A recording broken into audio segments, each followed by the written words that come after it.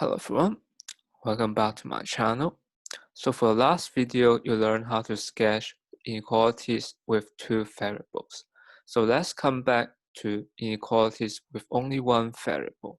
So remember from the first video how we can solve inequalities with one variable, right? So I give you the example, 4x minus 3 less than 5. So basically we are treating this type of question like equations. So basically we are doing same thing with equations. I'm moving a -3 here to the right side, and we have 5 plus 3. So we have 8 in the right side and 4x in the left side. If I both divided by 4 by both sides, I got x in the left side and 2 in the right side. So basically what you need to do next is to move the less than sign here and copy it in this way. So you get the correct answers for this one. So basically this inequalities x is less than 2. So every x number less than 2 is the correct solution for this question. So what about this one? How can we solve for x squared minus 1 less than 0? So basically, can we treat this as equation and look something like this? So it is correct or not? So let's see. So basically we are doing the same thing as the equation, right? So I just need to factor the x squared minus 1 out into x plus 1, x minus 1. So I keep this in the left side and 0 in the right side. So I can solve this one by saying x plus 1 less than 0 or x minus 1 less than 0. So we get x less than -1 or x is less than 1. So is this true or not? So basically what I need to check is to check for this one. X is less than -1. So is this true that every x less than -1 is a solution for this type of inequalities? So let's plug in -3 for example. So let's plug in -3 to this question. So we have -3 squared minus 1, so which is 9 minus 1, which is 8. So 8 is not less than 0. So because of that, we cannot assume that x is less than 1 or x is less than -1. So this is not true at all.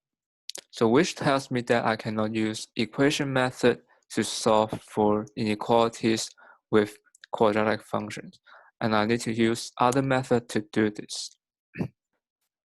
So one way for solving inequalities with quadratic functions in one variable, I can use the graphing method to help me guide me through to solve this one. So the first question I want to solve is x squared minus 1 equals to 0. So how can I use the graphic method to solve for x? So remember in the previous chapter, I mentioned that x-intercept is a solution for this equation. So why is that? So for this example, x-intercept will have 1 and -1. So let's plug 1 and -1 to this equation first. So we have 1 squared minus 1, so which gives me 0. So we have 0 equals 0. If we plug in -1, so we will also get 1 minus 1 equals to 0. So basically 1 and -1 is the only point that's equals to 0. So what about x squared minus 1 greater than 0?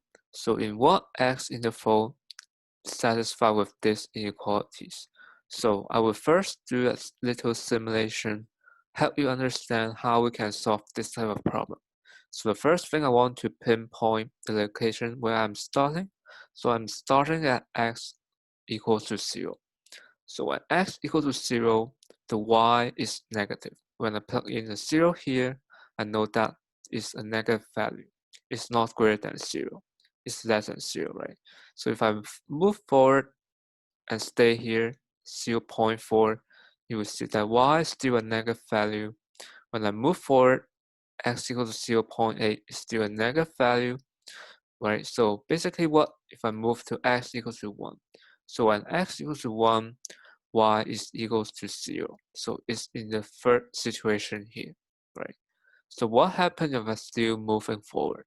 If I'm still moving forward, x equals to 1.2, you will see that y is positive value. So which tells me that for x greater than 1 is one of the solutions for these inequalities. But don't forget I have also the negative value I need to consider. So if I actually move this point to negative 0.2, it's less than 0, right? If I move to 0.8, negative 0.8, it's still less than 0. So what about if I move to negative 1.2? You will see that when x equals to negative 1.2, it's become positive. So which tells me that x less than negative 1 also the solution for these inequalities.